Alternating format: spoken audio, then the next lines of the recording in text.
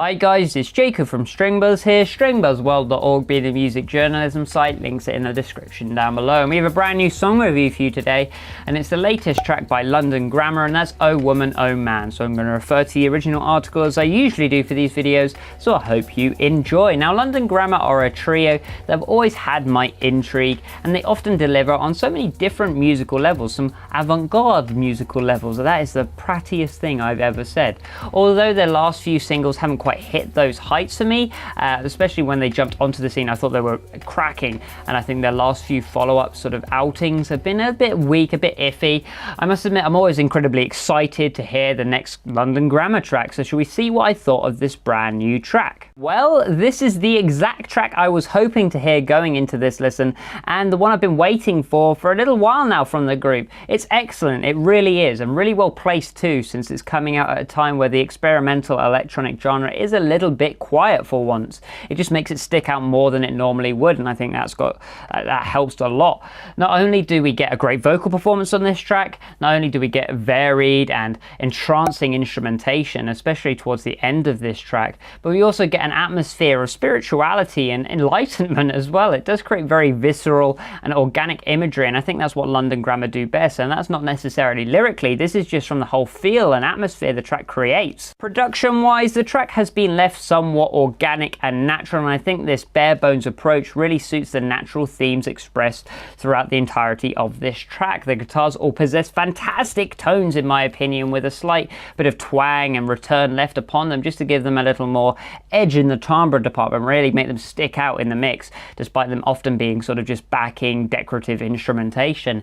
Even though the percussion is a little subtle, I will say that, it helps to develop certain sections without adding any cliche to the transitions or predictability to the phrasing. You never know what was going to happen next when it came to the beats on this thing. I think the vocals sound gorgeous as well, and it literally feels as if she is singing within the room straight at me as she blasts out these big notes, so I think the producer's done a great job of not weakening her by overgating her or anything like that. The pads and synths make the difference for me though, as yet again they are very subtle. A lot of this track is quite subtle, but they create this ever-changing atmosphere and that develops ever so nicely, and again the timbres and tones are just fantastic. When it comes to the musicality of this track, I just think it's been really well balanced. You have the flexibility of the vocals, which are often delicate but suddenly increase in power and strength, just again showcasing how good she really is as a singer, how underrated she is as well. Then you have the instrumentals, which are smooth yet illustrious, often incorporating decorative guitar phrases just to add a little more cutting edge into sections that could become a little dry, so great songwriting decisions there.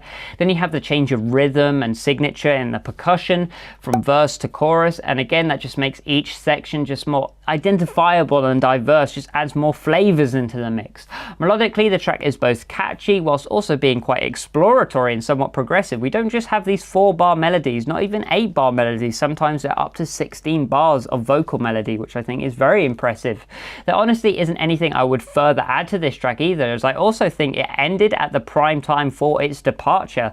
It never dragged, yet all the themes were fully fleshed out and expressed. Lyrically, I think this is the one downside for me. I didn't think the track was perfect, and there are a couple of lines which really could have been copy and pasted out of any other pop track around at the moment, and I think that is my only wavering complaint for this track. Don't get me wrong, the lyrics are still above average for the most part on this song. I like some of the themes and concepts which are expressed. They were relatable, of course, but they certainly aren't memorable, I guess. I won't be losing sleep about them. So all in all, it's a really strong effort from the trio, and one of the best tracks we've had all month. I gave it a G rating of 8 out of 10, which is well above average. So if you like this video, then please leave a like, comment what you think about this track in the comment section down below, subscribe to see more, and I'll see you around next time.